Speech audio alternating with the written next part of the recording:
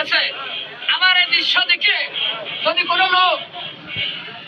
কোনো লোক একজন ব্যক্তি ভালো হয়ে যান, যত টাকা নিয়ে যান, ওটা রিসার্চ করেছি, এই মাথায় আমার নিজের কর্ম করা ছিল, আমি এত মানুষ কর্ম করে বানাইছিলাম, আল্লাহ পাক আমার দিয়েছিল। অসৎ পথে কেউ কোনোদিন বড় লোক হতে পারে না, রাতারাতি কেউ বড় লোক হতে পারে না। কোনো মানুষ এইটা দেখে সব শিক্ষা গ্রহণ করে